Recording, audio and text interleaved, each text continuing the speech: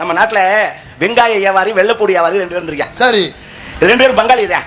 அந்த காலத்திலேயே கப்பல் ஏற்றுமதி பண்ணி வெளிநாட்டு கொண்டு வித்துருக்காங்க. யாரு? வெங்காயத்தை. நம்ம தமிழர்.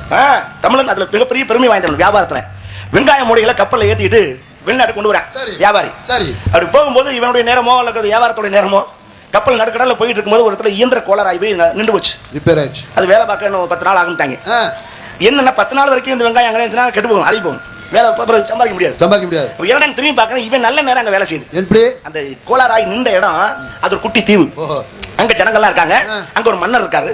பார்த்தேன் வெட்டியா அழுகி போற சரக்கு இங்க இறக்கி பாதி விலைக்கு கூட வித்துடுவான், எப்படியாவது வர்ற காசு வரட்டும்னு இறங்கி 4 மூட்டை கீழே இறக்கி வெங்காயம் வெங்காயம் வெங்காயம்னா அங்க இருக்கவனுக்கு வெங்காயம்னா என்னன்னு தெரியல. அப்புறம் மன்னர் இருக்காரு, அங்க கொண்டு அப்புறம் மன்னர்கிட்ட கொண்டு வெங்காயம் வெங்காயம்னா அந்த வெங்காயத்துக்கு இந்த வெங்காயத்தை பத்தி என்னன்னு தெரியல.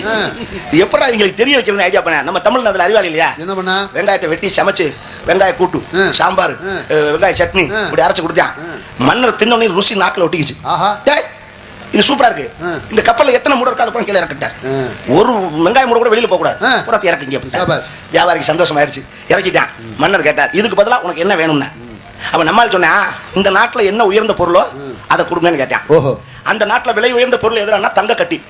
மன்னர் சந்தோஷத்துல ஒரு வெங்காயத்துக்கு ஒரு தங்க கட்டி, அதுல மூட்டையில ஒரு வெங்காயத்துக்கு ஆமா ஒரு மூடைக்கு ஒரு வெங்காயத்துக்கு ஒரு தங்கம், ஒரு மூடை வெங்காயம் கொடுத்தா ஒரு மூடை தங்கம் அள்ளிட்டான். யாரு முகத்துல முடிச்சவனு 10 நாள் வெயிட் பண்ணி கப்பல் ரெடி ஆனோடனே தங்கத்தை பூரா கொண்டு வந்து நாட்டுல இறக்கிட்டான். இதை இறக்கணும்னு வெள்ளைப்பூடி வியாபாரி பார்த்தேன், செத்துட்டான். என்னாச்சு?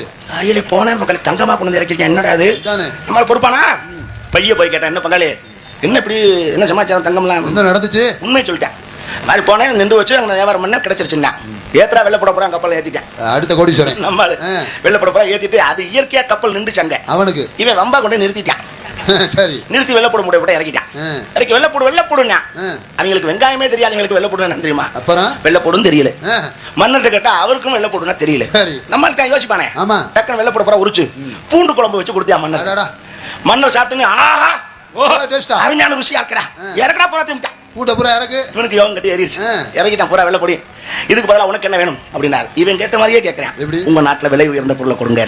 அதுதான் இவன் செஞ்ச தப்பு. என்ன நியாயமா தானே கேட்டான்? என்ன கோளான்னு கேளு. என்னாச்சு? இந்த வெங்காயம் அந்த நாட்டுக்கு போற வரை விலை உயர்ந்தது தங்கம். ஆமா, என்னைக்கு இந்த வெங்காயம் அங்க போச்சோ அந்த வெங்காயம் தான் விலை உயர்ந்ததுன்னு மன்னர் முடிவு பண்ணிட்டார். புரியுதா உங்களுக்கு? இப்ப என்னாச்சு? விலை உயர்ந்த பொருள் கொடுன்னு கேட்க ஓகே வெள்ளை போட பூரா இறக்கு, வெங்காயத்தை பூரா ஏத்துறான் மூடிட்டான்.